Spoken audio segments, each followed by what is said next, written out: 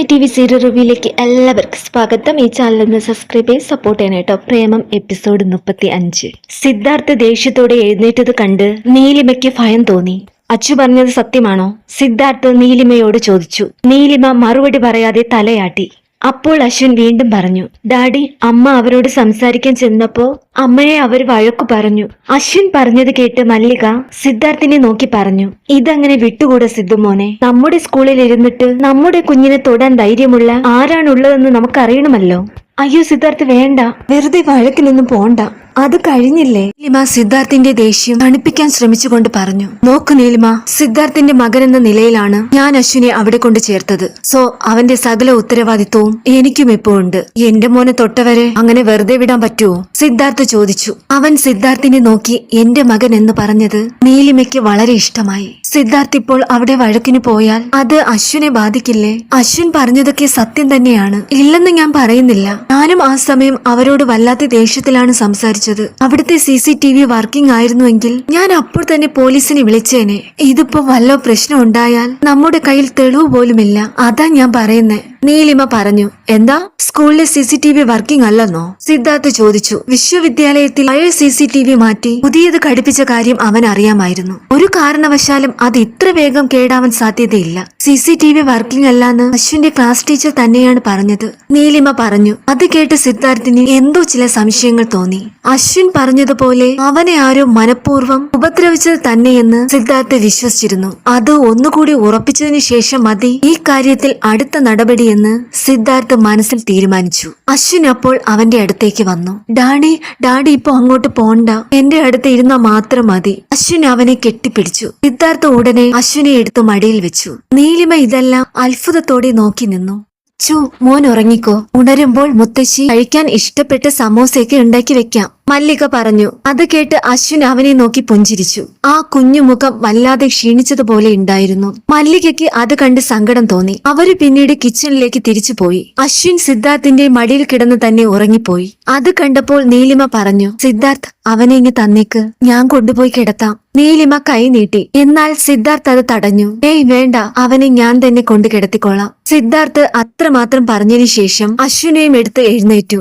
അവൻ അശ്വിനെ തനിക്ക് തരാതെ അധികാരത്തോടെ എടുത്തുകൊണ്ടു പോകുന്നത് കണ്ട നീലിമ മുഖം വീർപ്പിച്ചു. അത് സിദ്ധാർത്ഥ് ശ്രദ്ധിച്ചിരുന്നു. രാത്രി സമയം അശ്വിനൊപ്പം മുറിയിലായിരുന്നു നീലിമ. വൈകുന്നേരം സിദ്ധാർത്ഥിന്റെ മടിയിൽ കിടന്ന് ഉറങ്ങിയ ഉറക്കം അശ്വിൻ രാത്രിയായിട്ടും തുടർന്നു. നീലിമ അവനെ കവിളിൽ തടവി. അശ്വിന്റെ കണ്ണുകളിൽ അവൾ ഉമ്മ വെച്ചു. എന്റെ മോനായി പിറന്നത് കൊണ്ടാണ് നിന്നെ ആ രശ്മികയ്ക്കും മറ്റാർക്കും ഇഷ്ടമല്ലാത്തത്, പാവം. നീലിമ അവനെ കെട്ടിപ്പിടിച്ചു പറഞ്ഞു. അതുവഴി മുറിയിലേക്ക് പോവുകയായിരുന്ന സിദ്ധാർത്ഥ് അത് കേട്ട് നീലിമയുടെ മുറിക്ക് മുന്നിൽ വന്നു നിന്നു. നീലിമ അവനെ കണ്ടില്ല. നീ അമ്മയോട് ക്ഷമിക്കടാ, എന്തെങ്കിലും വഴി ഉണ്ടായിരുന്നെങ്കിൽ നിന്നെ ഞാൻ അവരുടെയൊക്കെ ഇടയിൽ നിന്ന് രക്ഷിച്ചേനെ. ഒരു തെറ്റും ചെയ്യാത്ത എന്റെ മോനെ എല്ലാരും കൂടി ഇങ്ങനെ വേദനിപ്പിക്കുന്നത് കാണാൻ അമ്മയ്ക്ക് വയ്യ. നീലിമ കരഞ്ഞുപോയി. അത് കണ്ട സിദ്ധാർത്ഥ് മുറിക്ക് മുന്നിലേക്ക് അല്പം കൂടി മാറി നിന്നു. നീലിമയെ സമാധാനിപ്പിക്കാൻ അകത്തേക്ക് കയറാൻ അവന് തോന്നിയെങ്കിലും അവനത് ചെയ്തില്ല. കാരണം അവൾ അത്യാവശ്യം ബോൾഡ് ആണെന്ന് അവൻ അറിയാമായിരുന്നു. അങ്ങനെ സമാധാനിപ്പിക്കാൻ ചെല്ലുന്നതൊന്നും അവൾക്ക് ഇഷ്ടമായെന്ന് വരില്ല. നീലിമ വീണ്ടും അച്ചുവിന്റെ കവിളിൽ ഉമ്മ വെച്ച ശേഷം അവന്റെ അരികിൽ ചെന്ന് കിടന്നു. സിദ്ധാർത്ഥ് അവന്റെ മുറിയിലേക്ക് പോയി. അവന് ചെയ്തു തീർക്കാൻ അന്ന് ഒരുപാട് ജോലികൾ ബാക്കിയുണ്ടായിരുന്നു. സിദ്ധാർത്ഥ് ലാപ്ടോപ്പിൽ ഓരോ ഫയലുകളും നോക്കിക്കൊണ്ടിരുന്നുവെങ്കിലും അവന്റെ മനസ്സിൽ നീലിമയുടെ കരയുന്ന മുഖം തെളിഞ്ഞു വന്നു. അവൻ ഉടനെ എന്തോ ഓർത്ത പോലെ അസിസ്റ്റന്റിനെ ഫോൺ ചെയ്തു. ഹലോ, ഞാൻ അന്വേഷിക്കാൻ പറഞ്ഞ കാര്യം എന്തായി? സിദ്ധാർത്ഥ് യാതൊരു മുഖവിരയും ഇല്ലാതെ ചോദിച്ചു. സാർ, ഞാൻ അന്വേഷിച്ചു. സാറ് സംശയിച്ചത് ശരിയാണ്. അവിടുത്തെ CCTVക്ക് ഒരു തകരാറുമില്ല.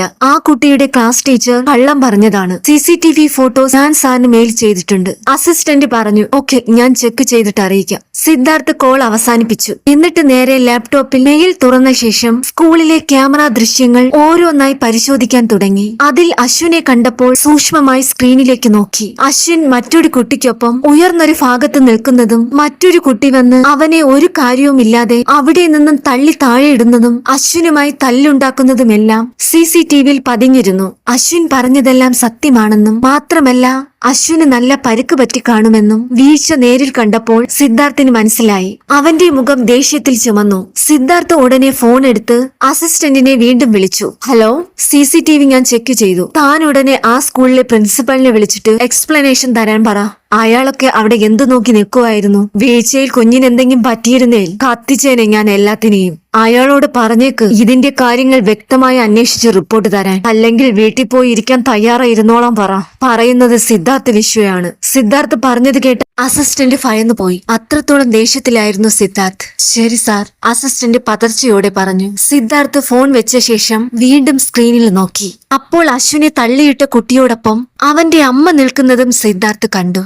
അവനപ്പോൾ നീലിമയെ ഓർമ്മ വന്നു. എന്ത് തെറ്റ് ചെയ്തിട്ടാണ് എല്ലാവരും ആ പാവം പെണ്ണിനെ ഇങ്ങനെ ടാർഗറ്റ് ചെയ്ത് വരുന്നതെന്ന് അവൻ ആലോചിച്ചു. അപ്പോൾ നീലിമയെ ഒന്ന് കാണാൻ സിദ്ധാർത്ഥിന് ആഗ്രഹം തോന്നി. മുറിയിൽ ഉറക്കത്തിലായിരുന്ന നീലിമ കുറച്ചു നേരം കഴിഞ്ഞപ്പോഴാണ് ഉണരുന്നത്. അവൾ സമയം നോക്കി. 10 മണി കഴിഞ്ഞിരുന്നു. അശ്വിൻ അപ്പോഴും ക്ഷീണം കാരണം ഉറക്കം തന്നെയായിരുന്നു. അവൾ കുഞ്ഞിനെ നേരെ കിടത്തി പുതപ്പെടുത്ത് ദേഹം മൂടിയ ശേഷം മുറിയിൽ നിന്നും ഇറങ്ങി. അപ്പോഴാണ് അവൾക്ക് വർഷയുടെ കാര്യം ഓർമ്മ വരുന്നത്. സൂര്യയോട് പിന്നെ വരാമെന്ന് പറഞ്ഞിട്ടാണ് അവൾ ഹോസ്പിറ്റലിൽ നിന്നും വന്നത്. അത് ഓർത്തപ്പോൾ അവൾ ഉടനെ സൂര്യയെ ഫോൺ ചെയ്തു. ഹോസ്പിറ്റലിൽ ആയിരുന്നത് കൊണ്ട് അവൻ ഉറങ്ങിയിരുന്നില്ല. ഹലോ നീലിമ മേഡം, സൂര്യ ഫോണിലൂടെ പറഞ്ഞു. സൂര്യ എന്തായി? വർഷയുടെ ഓപ്പറേഷൻ കഴിഞ്ഞോ? നീലിമ ആകാംക്ഷയോടെ ചോദിച്ചു. യെസ്, കഴിഞ്ഞു. ഇപ്പോൾ റൂമിലേക്ക് മാറ്റിയിട്ടുണ്ട്. കുഴപ്പമൊന്നുമില്ല, സൂര്യ പറഞ്ഞു. അതു കേട്ടപ്പോഴാണ് നീലിമയ്ക്ക് ആശ്വാസമായത്. ഓ, ആശ്വാസം. എന്തായാലും അത് കഴിഞ്ഞല്ലോ. പിന്നെ ഞാൻ വീട്ടിലൊരു പ്രശ്നത്തിൽ പെട്ടുപോയി. അതാ പിന്നെ വരാൻ പറ്റാഞ്ഞതെന്ന് വർഷയോട് പറയണേ.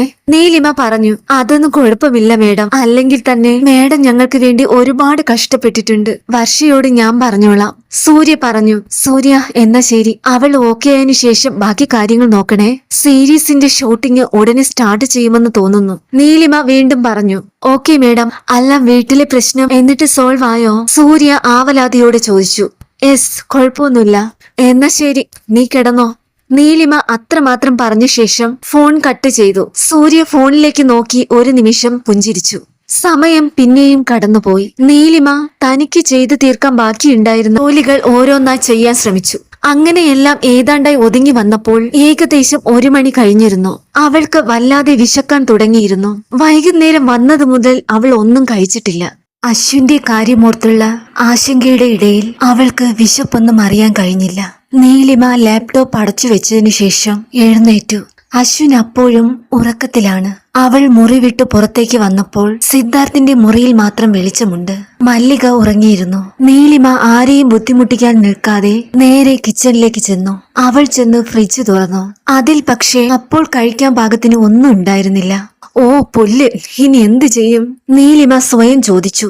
എന്തായാലും വിശപ്പ് സഹിച്ച് കിടന്നുറങ്ങാൻ പറ്റില്ലെന്ന് മനസ്സിലായ നീലിമ ന്യൂഡിൽസ് പാക്കറ്റ് എടുത്ത് പൊട്ടിച്ചു. മറ്റൊന്നും ഉണ്ടാക്കാനുള്ള ക്ഷമ അപ്പോൾ അവർക്ക് ഉണ്ടായിരുന്നില്ല. നീലിമ പെട്ടെന്ന് തന്നെ ന്യൂഡിൽസ് ഉണ്ടാക്കാൻ തുടങ്ങി. അപ്പോഴാണ് അവൾക്ക് സിദ്ധാർത്ഥിന്റെ കാര്യം ഓർമ്മ വരുന്നത്. അവൻ ജോലിയിലാണെന്ന് നീലിമയ്ക്കറിയാം. അങ്ങേരോട് ന്യൂഡിൽസ് വേണോന്ന് പോയി ചോദിച്ചാലോ? അല്ലേല് വേണ്ട.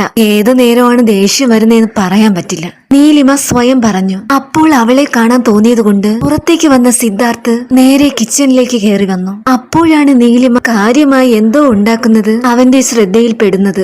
അവൻ അവൾ കാണാതെ മറഞ്ഞു നിന്നതിനു ശേഷം അവളുടെ ഓരോ പ്രവൃത്തിയും വീക്ഷിച്ചു. നീലിമ ഒരു നീല നൈറ്റിയായിരുന്നു ധരിച്ചിരുന്നത്. അവൾക്ക് ആ കളർ വളരെ നന്നായി ഇണങ്ങുന്നുണ്ട്. സിദ്ധാർത്ഥ് അവളെ അടിമുടി നോക്കി. ഇത്രയും സുന്ദരിയായ പെണ്ണിനെ ഉപേക്ഷിച്ചു പോയ അശ്വിന്റെ അച്ഛൻ ശരിക്കും ഒരു മണ്ടൻ തന്നെ. സിദ്ധാർത്ഥ് മനസ്സിൽ പറഞ്ഞു. അല്ല, ഇനി ഇവൾ അയാളെ ഉപേക്ഷിച്ചു പോന്നതാണോ? അല്ല, അതൊക്കെ പോട്ടെ. അല്ലെങ്കിൽ തന്നെ ഞാനെന്തിനാ ഇതൊക്കെ ആലോചിക്കുന്നത്? സിദ്ധാർത്ഥ് ഓർത്തു. അവൾ തന്റെ ഭാര്യയാണ്. പക്ഷേ എഗ്രിമെന്റ് പ്രകാരം മാത്രം. മറ്റൊരു രീതിയിലും അവളെ കാണാനാവില്ല. മാനസികമായോ ശാരീരികമായോ ഒരു ബന്ധവും പാടില്ല. സിദ്ധാർത്ഥിന്റെ മുഖത്തിന്റെ തിളക്കം അതോർത്തപ്പോൾ അല്പം മങ്ങി. അവന് പക്ഷേ അവളെ തനിച്ചാക്കി മുറിയിലേക്ക് പോവാൻ തോന്നിയില്ല. നീലിമയുടെ സൗന്ദര്യം ആസ്വദിച്ച് അവൻ കുറച്ചു നേരം കൂടി അവിടെ നിന്നു. ഈ സമയം ഒരു പാത്രത്തിൽ നൂഡിൽസ് എടുത്ത് തിരിഞ്ഞ നീലിമ പിന്നിൽ സിദ്ധാർത്ഥ് നിൽക്കുന്നത് കണ്ടു. ഒട്ടും പ്രതീക്ഷിക്കാതെ കിച്ചണിന് മുന്നിൽ ഒരാൾ നിൽക്കുന്നത് കണ്ടപ്പോൾ നീലിമ ഞെട്ടിപ്പോയി. ആ ഞെട്ടലിൽ ഒരടി പിന്നിലേക്ക് വെച്ചു. അതോടെ അവൾ കിച്ചണിലെ സ്ലാബിൽ പോയി ഇടിച്ച് താഴേക്ക് വീണു. കയ്യിലെ നൂഡിൽസ് പാത്രം നിലത്ത് വീണു പൊട്ടി. ശബ്ദം കേട്ട് മല്ലിക ഉണർന്ന് പരിഭ്രമത്തോടെ കിച്ചണിലേക്ക് വന്നു. അപ്പോൾ സിദ്ധാർത്ഥ് നീലിമയെ കൈപിടിച്ച് എഴുന്നേൽപ്പിക്കാൻ സഹായിക്കുന്നതാണ് അവർ കണ്ടത്. അവർ ഉടനെ ഒരു ചെറു പുഞ്ചിരിയോടെ അതൊന്നും കാണാത്തതുപോലെ അവിടെ നിന്നും മുറിയിലേക്ക് മടങ്ങി. നീലിമ എഴുന്നേറ്റ് നിന്നു. ഉണ്ടക്കണ്ണു വെച്ച് മറ്റുള്ളവരെ പേടിപ്പിക്കാനൊക്കെ അറിയാലോ, നിലത്ത് നോക്കി മര്യാദയ്ക്ക് നടക്കാൻ അറിയില്ലേ നിനക്ക്? സിദ്ധാർത്ഥ് ചോദിച്ചു. നീലിമ അതിന് മറുപടി പറയാതെ അവനെ നോക്കി. അപ്പോഴാണ് പാത്രം പൊട്ടിയ ചില്ലുകൊണ്ട് അവളുടെ കൈ മുറിഞ്ഞത് സിദ്ധാർത്ഥ് ശ്രദ്ധിക്കുന്നത്. നീ വന്നേ. സിദ്ധാർത്ഥ് നീലിമയുടെ കൈ പിടിച്ച് ഹോളിലേക്ക് കൊണ്ടുപോയി. എന്നിട്ട് മുറിവിൽ മരുന്ന് വെച്ച് കെട്ടിക്കൊണ്ട് പറഞ്ഞു, ഇതിപ്പോ എത്രാമത്തെ തവണയാണ്? നിന്റെ വിചാരം എന്താ? കൊച്ചു കുഞ്ഞാണോ നീ? ഇതുപോലെ ശ്രദ്ധയില്ലാതെ ഓരോ കാര്യങ്ങൾ ചെയ്യുന്നത് എന്തിനാണ്? സിദ്ധാർത്ഥ് ചോദിച്ചു. പറയുന്നത് കേട്ടാ തോന്നുമല്ലോ ഞാൻ മനഃപൂർവ്വം വീണതാണെന്ന്. നിങ്ങളോട് എന്റെ പിന്നിൽ വന്ന് നിൽക്കാൻ ആരാ പറഞ്ഞേ? അതുകൊണ്ടല്ലേ ഞാൻ വീണത്? നീലിമ ചോദിച്ചു. നാക്കിന് മാത്രം ഒരു കുഴപ്പമില്ലല്ലോ, അത് മതി. ദേ, മര്യാദയ്ക്ക് ഓരോ കാര്യങ്ങളും ശ്രദ്ധിച്ച് ചെയ്യാൻ നോക്ക്. എല്ലായ്പ്പോഴും എനിക്ക് മരുന്ന് വെച്ച് തരാൻ പറ്റില്ല, സിദ്ധാർത്ഥ് പറഞ്ഞു. അതിന് ഞാൻ പറഞ്ഞോ മരുന്ന് വെച്ച് തരാൻ? നീലിമ ചോദിച്ചു. നീ ഇത്തിരി നേരം മിണ്ടാതിരിക്കുന്നുണ്ടോ? ഇല്ലേല് ഈ മരുന്ന് മുഴുവൻ നിന്റെ വായിലൊഴിക്കും ഞാൻ, സിദ്ധാർത്ഥ് പറഞ്ഞു. നീലിമ അപ്പോൾ മുഖം വീർപ്പിച്ചു മിണ്ടാതിരുന്നു. അവളുടെ നിഷ്കളങ്കമായ മുഖഭാവങ്ങൾ തനിക്ക് വല്ലാതെ ആനന്ദം സമ്മാനിക്കുന്നുണ്ട് എന്ന് സിദ്ധാർത്ഥിന് തോന്നി. അവന്റെ മുഖത്ത് ഒരു ചിരി വിരിഞ്ഞു. മരുന്ന് വെച്ച ശേഷം സിദ്ധാർത്ഥ് എഴുന്നേറ്റു. അല്ല, നീ ഇനി എന്ത് കഴിക്കും? ഫുഡെല്ലാം തറയിൽ പോയില്ലേ? നീലിമയെ നോക്കി സിദ്ധാർത്ഥ് ചോദിച്ചു. അതും ഞാൻ എന്തെങ്കിലും ചെയ്തോളാം. നീലിമ അതും പറഞ്ഞ് സോഫയിൽ നിന്ന് എഴുന്നേറ്റു. ധൃതിയിൽ എഴുന്നേറ്റപ്പോൾ അവളുടെ കാലുകൾ പെട്ടെന്ന് സ്ലിപ്പായി. അവൾ വീണ്ടും തറയിലേക്ക് വീഴാൻ ഭാവിച്ചു. പക്ഷേ അവൾ വീഴും മുമ്പേ സിദ്ധാർത്ഥ് അവളെ താങ്ങി തന്നോട് ചേർത്തിരുന്നു. സിദ്ധാർത്ഥിന്റെ നെഞ്ചിൽ കിടന്ന നീലിമ അവന്റെ മുഖത്തേക്ക് നോക്കി. നീലിമയുടെ കണ്ണുകളിലേക്ക് സിദ്ധാർത്ഥ് സ്നേഹത്തോടെ നോക്കി. ഹാളിലെ വിളക്കിലെ പ്രകാശം നീലിമയുടെ മുഖത്ത് തട്ടുമ്പോൾ അവളുടെ ഭംഗി 10 മടങ്ങ് വർദ്ധിക്കുന്നതായി സിദ്ധാർത്ഥിന് തോന്നി. സിദ്ധാർത്ഥ് അവളെ താങ്ങിയെടുത്തു. നീലിമയ്ക്ക് ശബ്ദിക്കാൻ കഴിഞ്ഞില്ല. സിദ്ധാർത്ഥിന്റെ നോട്ടം നേരിടാൻ കഴിയാതെ നീലിമ തല താഴ്ത്തി. എന്തേ, ഇപ്പോഴൊന്നും പറയാനില്ലേ? 1000 നാവായിരുന്നല്ലോ കുറച്ചു മുന്നേ. സിദ്ധാർത്ഥ മുഖം അവളുടെ അടുത്തേക്ക് ചേർത്തുകൊണ്ട് ചോദിച്ചു. നീലിമയ്ക്ക് അവൾ പോലും അറിയാതെ മനസ്സിൽ അവനോട് സ്നേഹം തോന്നാൻ തുടങ്ങി. സിദ്ധാർത്ഥ് എന്തൊരു സുന്ദരനാണെന്ന് നീലിമ അപ്പോൾ ചിന്തിച്ചു. സിദ്ധാർത്ഥ് അവളെ താഴെ നിർത്തിയില്ല. അവൻ നേരെ അവളെയും കൊണ്ട് മുകളിലേക്ക് നടന്നു. നീലിമ അവന്റെ മുഖം നോക്കി നിൽക്കുകയായിരുന്നു. മുകളിലെത്തിയപ്പോൾ അവൻ അവളെ താഴെ നിർത്തി. നോക്കി നടന്നില്ലേലും വീഴും. അതാ നിന്നോട് ഞാൻ നേരത്തെ പറഞ്ഞത്, ആകാശത്ത് നോക്കി നടക്കരുതെന്ന്, സിദ്ധാർത്ഥ് പറഞ്ഞു. അപ്പോഴാണ് നീലിമയ്ക്ക് പരിസര ബോധം വന്നത്. അവൾ ഉടനെ സിദ്ധാർത്ഥിന്റെ അരികിൽ നിന്ന് മാറാൻ ശ്രമിച്ചു. പക്ഷേ സിദ്ധാർത്ഥ് ഉടനെ അവളുടെ കയ്യിൽ കടന്നു പിടിച്ച് അവളെ അവന്റെ നെഞ്ചിലേക്ക് ചേർത്ത് നിർത്തി. അവന്റെ ആ പെട്ടെന്നുള്ള പ്രവൃത്തി അമ്പരന്ന് നിന്നുപോയി നീലിമ. അവൾക്ക് അവനിൽ നിന്നും അകന്നു മാറാൻ കഴിഞ്ഞില്ല. ഇതാണ് കേട്ടോ ഇന്നത്തെ എപ്പിസോഡ്. എല്ലാവരും ഈ ചാനൽ ഒന്ന് സബ്സ്ക്രൈബ് ചെയ്ത് സപ്പോർട്ട്